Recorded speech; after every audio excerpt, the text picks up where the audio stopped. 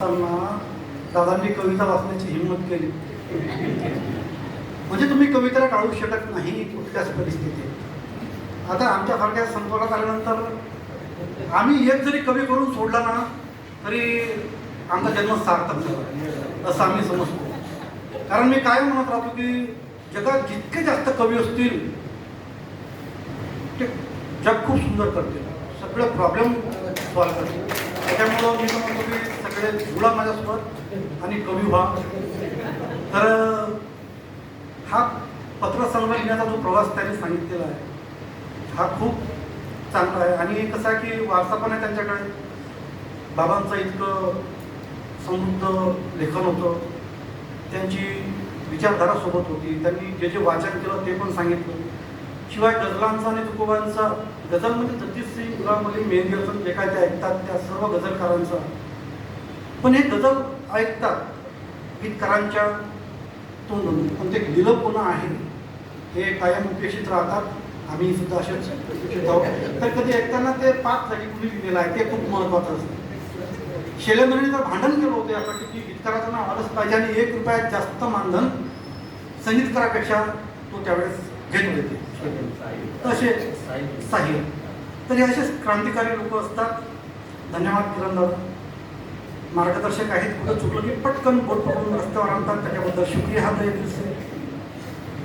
तर पत्रासोबतच त्यांनी मित्राचं सुद्धा कौतुक केलेलं आहे. मित्र हा विषय आहेच खूप सुंदर.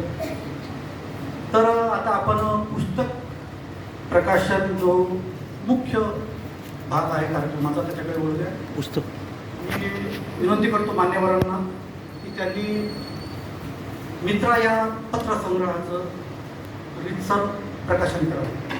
शालिनीताईंच्या हस्ते आपण हे प्रकाशन करणार आहोत आणि त्या कार्यक्रमाला पूर्ण सोहळ्याला मान्यवरांच्या सोबत लाभणार आहे.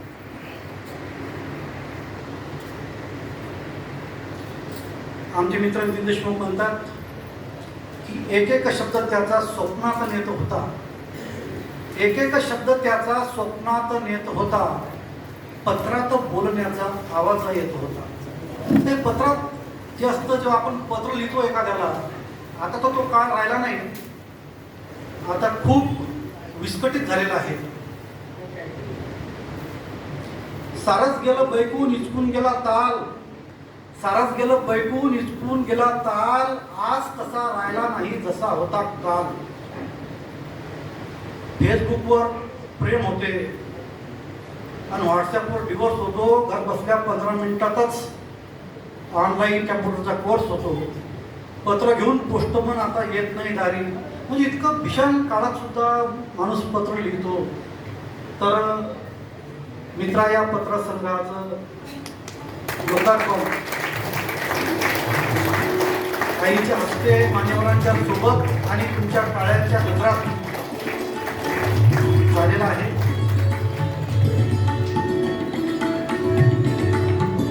एखादं पुस्तक आपण वाचतो तेव्हा आपण ते का वाचतो हा एक मोठा प्रश्न असतो.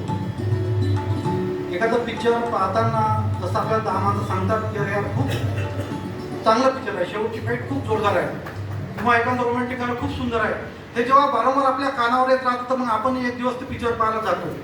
पुस्तकाचंही तसंच असतं की आपल्याला सवय तर नसते, पण कुणीतरी चर्चा करतं की बाबा हे पुस्तक फार चांगलं आहे, हे वाचलं पाहिजे, हे पुस्तक फार चांगलं आहे, हे वाचलं पाहिजे. आता पत्रांच्या बाबतीत जी ए कुलकर्णींनी इतकं मोठं काम करून ठेवलेलं आहे की त्यांचं नाव घेतल्याशिवाय एखाद्या पत्राचा कार्यक्रम आपण पूर्ण करू शकत नाही. त्यानंतर सप्रे सरांचं नाव आपण घेऊ शकतो. यांनी खूप मोठं काम केलेलं आहे. आता आजच फेसबुकवर मराठीचे खूप चांगले अभ्यासक हेमंत खडके सरांनी जी एनबद्दल एक खूप दीर्घ पोस्ट टाकलेली आहे. मी येताना ती पोस्टच वाचून आलो. खूप लांब पोस्ट आहे.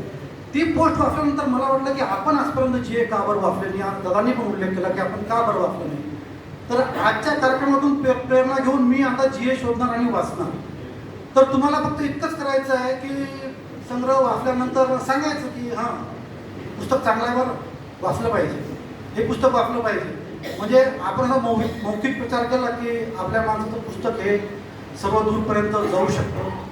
तर फक्त पुस्तक लिहून भागत नाही, तर ते पुस्तक बऱ्याच जणांपर्यंत गेलं पाहिजे असंही आपला प्रयत्न असला पाहिजे. तर हे पुस्तक ज्यांच्यामुळं आलं ज्यांनी जवळपास 12-13 वर्ष हा ठेवा रेणुका ग्राफिक्सचे कर्मचारी आहेत. राहुल काय नाव आहे, राजू जवळे, या माणसानं हे बरोबर जपून ठेवलेलं आहे. तर आपण या पुस्तकासाठी ज्यांनी ज्यांनी सहकार्य केलं, ज्यांनी जपून ठेवलं, त्यांचा सत्कार आपण आता या ठिकाणी घेणार आहोत. तर मी विनंती करतो, राजू जवळे यांना विनंती करतो की कृपया त्यांनी मंचावर यावं. या सर, आज जे काही संग्रह आहे पुस्तकरूपात हे फक्त तुमच्यामुळे आहे. आणि या कामाची जाणीव ठेवणं हे माणूसपणाचं उत्तम लक्षण आहे, जे जयदादांनी चोखपणे आपल्याला दाखवलेलं आहे. शाल आणि सन्मान चिन्ह आणि पुष्पगुच्छ देऊन आपण राजीव सरांचा सत्कार करणार आहोत. यावरती मंचावर या सर, सहर्ष स्वागत तुमचं. माणसं कशी असतात, कधी कुठल्याच फ्रेंडमध्ये नसतात, परंतु अचानक आपल्या समोर येतात आणि नंतर आपल्याला माहिती पडतं की जयंताला स्वागत करताय, सत्कार करताय.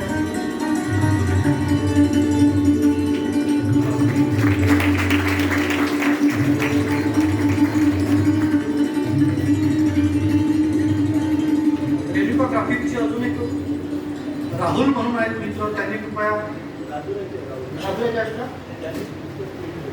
राजुऱ्याचे आले आहेत ना, नाही आले ना. रवींद्र सातपुते आलेले आहेत, आपल्याला त्यांचाही सत्कार करायचा आहे. कारण रेणुका प्रिंटर्स प्रकाशनाकडून आपण हे संग्रह तयार केलेला आहे.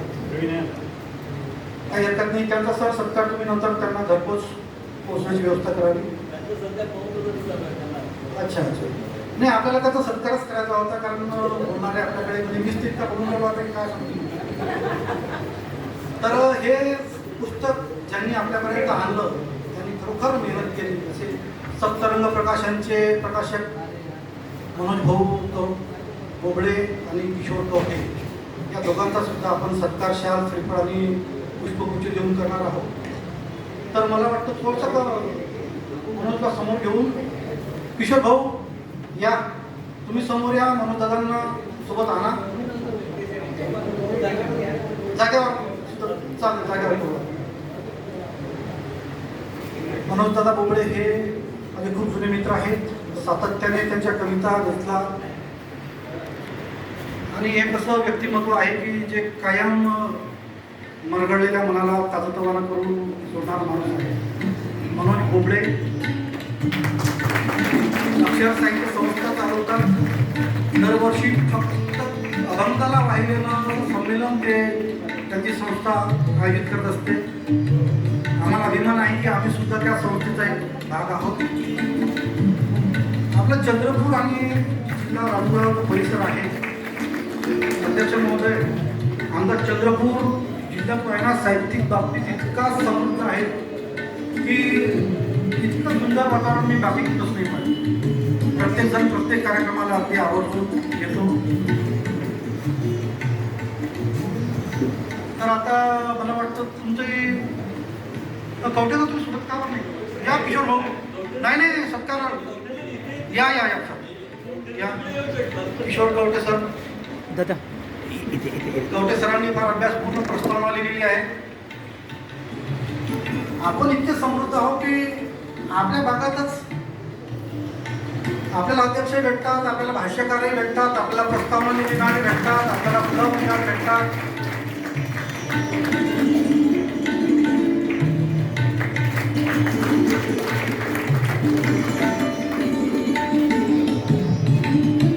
आणि मी आता रमेश भाऊला विनंती करतो, लखनपूर सरांनी की त्यांनी जयंतदादाचा पण सत्कार पुष्पगुच्छ देऊन करतो.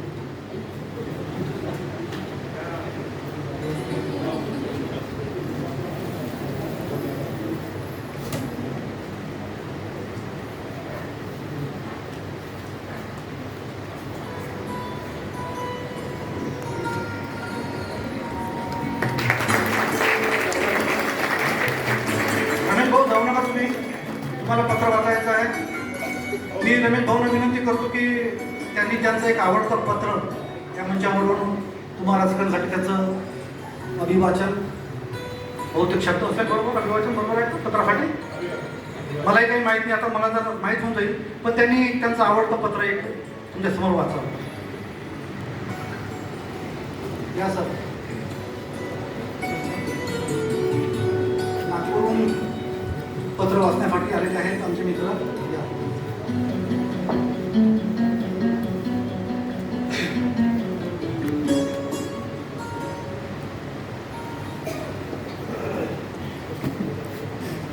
दादा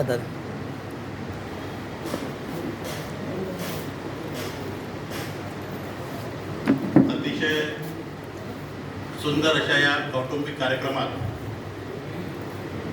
जयंतरावांनी जे मित्र या पुस्तक संग्रहात पत्र लिहिलेले आहेत त्यातील एक पत्र जे आजच्या या कौटुंबिक जिव्हाळ्याच्या कार्यक्रमाला एक वेगळा साज देईल अशी मला आशा आहे.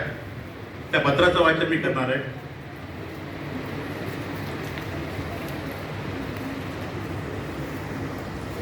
या पत्राचं शीर्षक आहे भोगिले जे दुःख त्याला.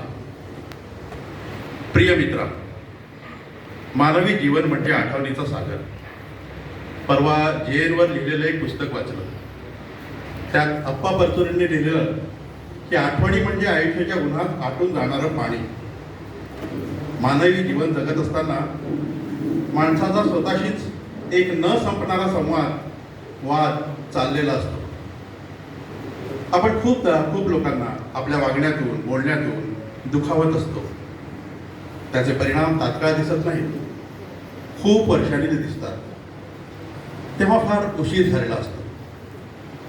कधी कधी असं होतं की एकाने केलेल्या गुन्ह्याची शिक्षा दुसऱ्यालाच भोगावी लागते. मित्रा, आता त्या घटनेला 22-23 वर्ष झाली. अतिशय हुशार आणि त्या गावात आपल्या मनमिळावू स्वभावामुळे प्रसिद्ध असलेल्या डॉक्टर बहिणीने आत्महत्या करून स्वतःचं आयुष्य तर संपवलंच, पण पाठीशी 2 लहान मुलींना सोडून ती हे जग सोडून निघून गेली. आणि सोडून गेली ती कायमच्या आठवणी.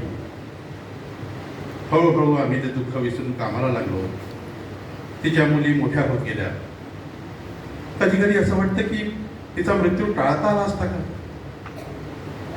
आत्महत्या हा सांसारिक दुःखातून सुटण्याचा मार्ग नाही असं महिला रुग्णांना सांगणाऱ्या डॉक्टर बहिणीनं आत्महत्येचा मार्ग ऐन तारुण्यात स्वीकारावा हे एक फार मोठं गूढ आहे. हळूहळू आमचा सुद्धा त्या गावाशी असलेला संपर्क कमी झाला.